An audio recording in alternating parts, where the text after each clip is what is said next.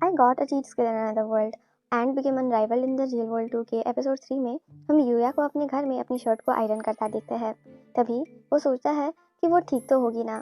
यूया उस लड़की की बात कर रहा है जिसको उसने लास्ट एपिसोड में बचाया था। उसे याद आता है कि कुछ लोग उस लड़की को ढूंढते हुए आए थे, तो इसका मतलब उसको अब उस लड़की की फिक्र करने की कोई ज़रूरत नहीं। यूया सोचता है कि ये शर्ट इसको मैं रोज़ धोता तो हूँ, लेकिन अब मेरे पास पैसे हैं तो लगता है मुझे कुछ नए कपड़े खरीदना चाहिए। वो फिर शॉपिंग मॉल में जाता है और जैसा ही वो चल रहा था आसपास के सभी लोग बस उसी को देखे जा रहे हैं क्योंकि वो काफ़ी हैंडसम है। नेक्स्ट सीन में हम हिकारू नाम के बंदे को देखते हैं जो एक दूसरे बंदे को डांट रहा था। जो डांट खा रहा है वो शो नाम के लड़के का मैनेजर है और हिकारू कंप्लेन करता है कि शो आजकल अपने काम को बिल्कुल भी ध्यान नहीं देता और हमेशा लेट आता है और उसको ये बात बिल्कुल भी पसंद नहीं। अब क्योंकि बात यहाँ तक आ ही चुका है, हिकारू कहता है कि अब उसको एक ट्रिक लगाना ही होगा और उसका ट्रिक ये है कि वो शॉपिंग मॉल में से ही किसी रैंडम बंदे को ढूंढेगा इस काम के लिए। दूसरी तरफ एक दुकान में यूया अपने लिए कपड़े ढूंढ रहा है और वो ये देख के काफ़ी शॉक्ड है कि क्लोथिंग में भी कितनी सारी वैरायटीज़ होती है। ये बात तो उसको अब तक पता ही नहीं था क्योंकि उसने पहले कभी ये नहीं किया। उसको पता नहीं कि उसको क्या चूज़ करना चाहिए। तभी कोई उसको बुलाता है। दो लड़कियां उसके पास आती है और पूछती है कि क्या तुम यहाँ कपड़े खरीदने आए हो, तुम हमारे साथ शॉपिंग करना चाहोगे क्या। यूया उनको पोलाइटली रिफ्यूज़ करना चाहता है ताकि वो लोग भी ऑफेंड ना हो, तो वो उनको कहता है कि माफ़ करना लेकिन इसके तुरंत बाद मेरा कोई इम्पोर्टेंट काम है। जब यूया वहाँ से जा रहा होता है तभी हिकारू की नज़र उस पर पड़ती है और हिकारू कहता है कि मुझे बंदा मिल गया। हिकारू फिर वही पहुँचता है जहाँ यूया शॉपिंग कर रहा था और उसको अपनी सिचुएशन के बारे में बताता है। यूया कहता है कि अगर उनको कोई प्रॉब्लम नहीं है तो उसको भी कोई एतराज़ नहीं। फिर तुरंत बाद शुरू होता है यूया का फ़ोटोशूट म्यू नाम की लड़की के साथ। फ़ोटोशूट का थीम है एक गर्लफ्रेंड और एक बॉयफ्रेंड जो साथ में टाइम बिता रहे हैं और वो लोग काफ़ी अच्छी फ़ोटोज़ खींचते हैं। फोटोशूट के दौरान वो दोनों कुछ बात भी करते हैं और यूया को लगता है कि म्यू काफ़ी अमेजिंग है। वो उम्र में यूया से कुछ ज़्यादा बड़ी नहीं होगी, लेकिन फिर भी वो कितना अच्छे से अपना काम करती है, इसलिए वो ऐसे हर वक्त नर्वस नहीं होना चाहता वरना वो ट्रबल क्रिएट कर सकता है। पर फिर भी जब उन दोनों को वैसे पोज करना होता है जहाँ वो दोनों करीब हो तो हम क्लियरली देख पाते हैं कि यूया काफ़ी ज़्यादा नर्वस है। फिर हम दूसरी दुनिया में देखते हैं एक घर जिसके अंदर लेक्सिया यानी कि वही लड़की बैठी हुई है जिसको यूया ने बचाया था। वो याद करती है कि कैसे यूया वहाँ आया था उसके बेहोश होने से पहले। बाहर सोल्जर्स बैठे हुए हैं और लेक्सिया फिर उन सबके सामने से कहीं जाने लगती है। उनमें से एक पूछता है कि राजकुमारी आप कहाँ जा रही हो, तो लेक्सिया कहती है कि वो वही इंसान से मिलने को जा रही है जिसने उसको डीमन टेरिटरी में बचाया था। वो सोल्जर कहता है कि वो जंगल वैसी जगह नहीं जहाँ इंसान बच सके। लेक्सिया इसीलिए उसको ढूंढना चाहती है। राजघराने की एक सदस्य होने के नाते उसको उस इंसान का शुक्रिया करना होगा जिसने उसकी जान बचाई। वो कहती है कि मुझे कुछ नहीं होगा क्योंकि मैं तुम लोगों को भी साथ ले जा रही हूँ। दूसरी दुनिया में लोगों का भीड़ लग चुका है यूया और म्यू की फोटोशूट देखने को, जो अब खत्म हो चुका है। जब वो बैठे हुए होते हैं तो म्यू उसको माफ़ी मांगती है कि उसको उनके काम में शामिल होना पड़ा। यूया कहता है कि भले ही उसने एक पूरा दिन भी मॉडलिंग नहीं करा हो, लेकिन वो ऑलरेडी समझ सकता है कि ये कितना मुश्किल काम है। वो म्यू को कहता है कि वो काफ़ी इम्प्रेसिव है। म्यू बताती है कि अब तो उसको आदत पड़ चुकी है। जब उसने स्टार्ट करा था तब वो भी काफ़ी ज़्यादा गलतियाँ करती थी और काफ़ी ज़्यादा डांट भी खाती थी। यूया खुद को देखता है और सोचता है कि उसको कभी ऐसे कपड़े पहनने का मौका नहीं मिला था, बल्कि असल में तो वो ऐसी ज़िंदगी जी रहा था जिसका फैशन से कोई भी लेना देना ही नहीं था। जब वो मैगजीन्स में मॉडल्स को देखता तब उसको लगता था कि फ़ैशन की दुनिया उसकी दुनिया से काफ़ी अलग है, लेकिन आज उसको पता चला कि इस फैशन की दुनिया में भी स्टाफ और मॉडल्स पर्दे के पीछे काफ़ी ज़्यादा मेहनत करते हैं। वो म्यू से पूछता है कि उसने क्यों मॉडल के रूप में काम शुरू किया। म्यू बताती है कि वो चाहती थी कि लोग उसको देखें। म्यू के माता पिता काफ़ी बिजी हुआ करते थे तो उसको कभी उनका अटेंशन नहीं मिला। वो चाहती थी कि लोग उसको नोटिस करें। अब उसके फैंस भी हैं जो उसको सपोर्ट करते हैं और चिट्ठियाँ भेजते हैं। उसको खुशी मिलती है ये जानकर कि लोग उसको देख खुश होते हैं। वो चाहती है कि वो लोगों को इंस्पायर कर सके फैशन में आने को।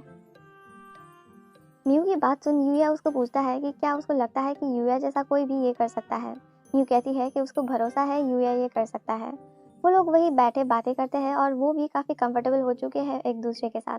लेकिन तभी वहाँ कोई आ जाता है और कहता है कि माफ़ करना थोड़ी देरी हो गई। वहाँ आसपास के सभी लोग उस बंदे को देखकर काफ़ी खुश हो पड़ते हैं और ऐसा लगता है कि ये बंदा काफ़ी पॉपुलर है।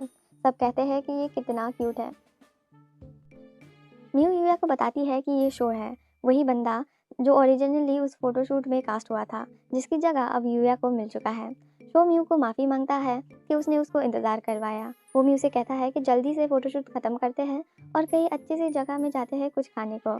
म्यू उठती है और वो उसको बताना चाहती है कि फ़ोटोशूट तो कब का ख़त्म हो चुका, लेकिन वो बंदा म्यू को अपने हाथों से दीवार में ट्रैप कर लेता है और कहता है कि मुझे पता है तुमने उस दिन मुझे देखा था, फिर भी तुम क्यों मुझसे बात किए बिना चली गई।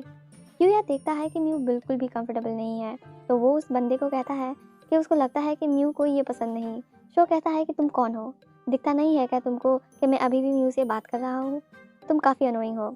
ऐसा कह के वो बंदा यूया को मारने की कोशिश करता है, लेकिन यूया काफ़ी आसानी से उल्टा उसको ही ज़मीन में पटक देता है। हिकारू, म्यू और वहाँ मौजूद सभी काफ़ी शॉक है ये देख। यूया सोचता है कि उसने जितना सोचा था उससे ज़्यादा ही ज़ोर से पटक दिया। अगर ये बात एक स्कैंडल बन गया तो सभी कहेंगे कि एक बदसूरत लड़के ने एक हैंडसम बंदी को मारा।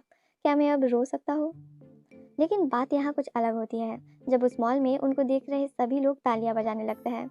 वो कहते हैं कि ये कितना औसम है, मैं तो इसके साथ प्यार में पड़ गई हूँ।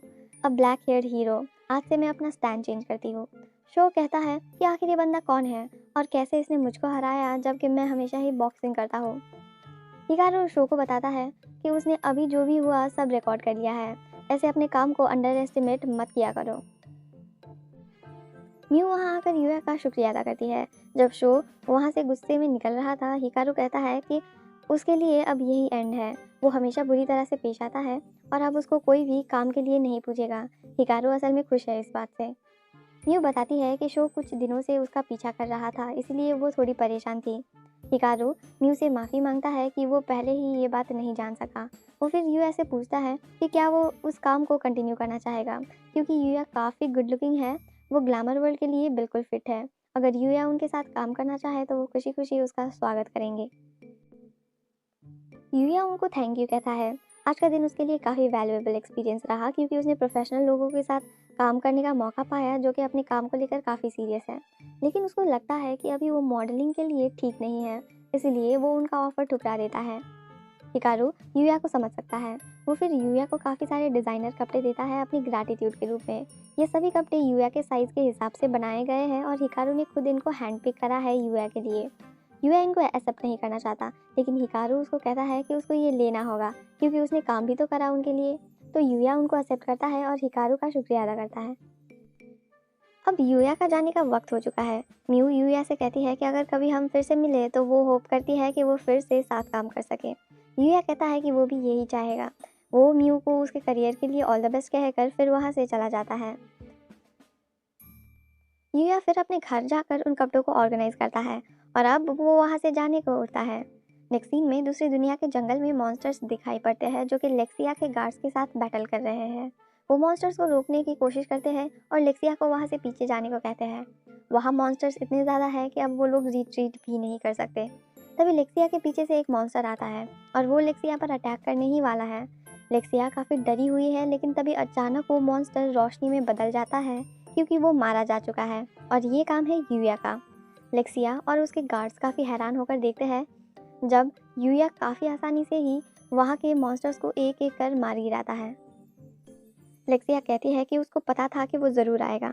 मॉन्स्टर्स को मारने के बाद यूया वहाँ जख्मी गार्ड्स को अपना हर्ब्स पिलाता है। तभी लेक्सिया उसको आवाज़ लगाती है। वो यूया के पास जाती है और उसके सामने खड़ी होती है। वो कहती है कि मैं यहाँ तुमसे कुछ बात करने आई हूँ। यूया उसकी बात को ध्यान से सुनने को तैयार होता है और फिर अचानक लेक्सिया कहती है कि क्या तुम मुझसे शादी करोगे? और यहाँ एपिसोड ख़त्म होता है।